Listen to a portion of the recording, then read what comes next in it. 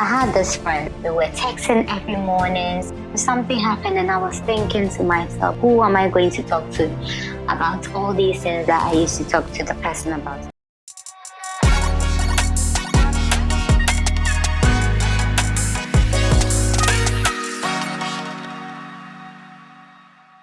Hello my lovelies, and welcome back to my channel. This is Side Profile, uncovering the angles, profiling the stories.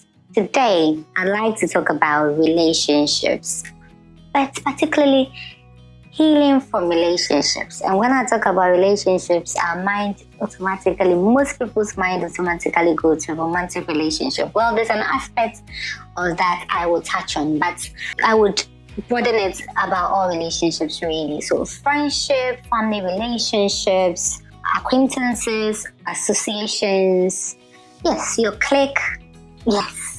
Give me some synonyms in the comment section. But yeah, this is what I want to talk about now.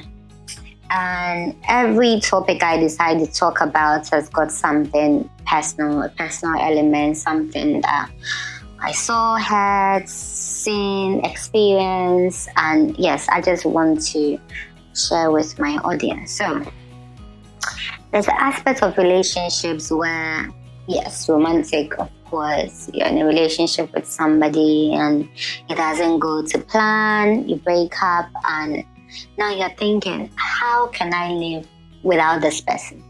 This person that I have built a life around, I have built my schedules around. There is something psychological about being so used to a pattern, and most people do not like new or change. They get so familiar. I think the mind aligns with familiar things, familiar environments. So people are so scared to change their job, although they know they would likely land a high-paying job. They're so comfortable because it's all in your mind. Your psyche is telling you you may not thrive in a new environment. I'm so used to this. I know my routine. I just drive one way to work every time. Why change it? Why disrupt anything? So yes, let me take it from the relationship, romantic relationship side first. You're with this person for God knows how long. It may be a few months, it may be a couple of years, and then boom, something comes up. You're no more compatible, you're not seeing eye to eye, you try to make it work, it doesn't work, and then you break up. You are left so sad, heartbroken, thinking, how am I going to be without this person? And for people who live in the West, I know particularly it's so hard because sometimes they are cohabiting as well. So you're thinking about the money side of things. Oh, how am I going to be able to pay my bills alone? How am I going to do this and that and that? And in the beginning, it's so overwhelming. People literally feel physical pain. When people talk about heartache or heartbreak, they say it feels like your heart is literally breaking, and it's such a feeling that nobody wants to experience. But I'm just here to tell you that it is possible. Now let me even touch on the friendship aspect. Personally, I had this friend. I mean, we are still friends, but not as close as we used to. We were texting every morning, so I would either text this person if I'm up first, or they would text me if they're up first, and we'll talk several times through the day.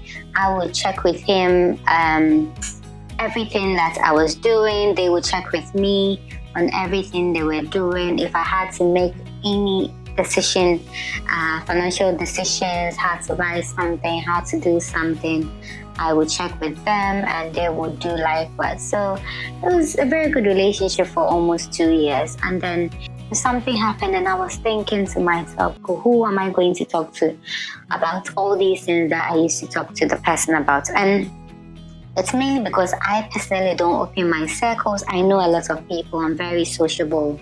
I have so many acquaintances, but I don't have that many friends. I keep myself to myself. So I have acquaintances at work, acquaintances at church. I know people here and there in social settings.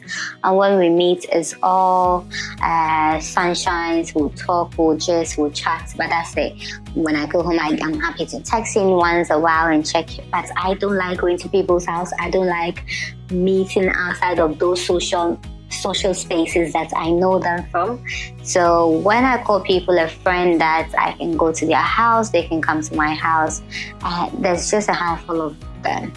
And so thinking about losing any one of those few friends I have was really difficult. I found myself crying and like almost like mourning the end of that friendship. It was so hard.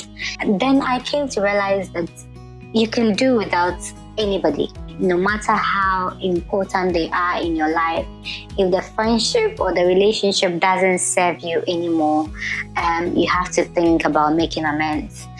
You do not have to cut them off, but you have to restrict access and protect your own peace, because not a loving partner, not a loving husband, not a loving parent, I think everybody is selfish in a way that protects them first. So why not put yourself first? They're putting themselves first and you are putting them first.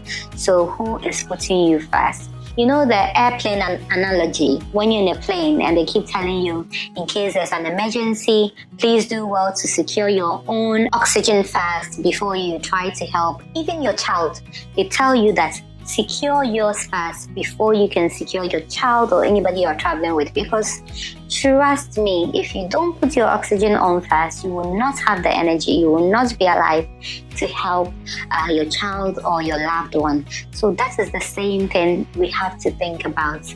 Am I securing my oxygen first? Do I have enough oxygen to even be able to give? Sometimes we give too much of ourselves, we overextend ourselves, and we are left so empty that we don't have anything. You can't pour from an empty glass.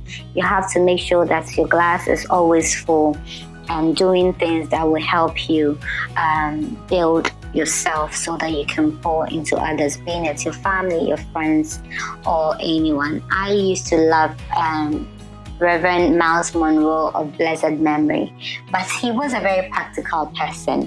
And when I talk to people, I embrace my mortality. And when I talk about things like that, people are like, you're being negative. It's part of life.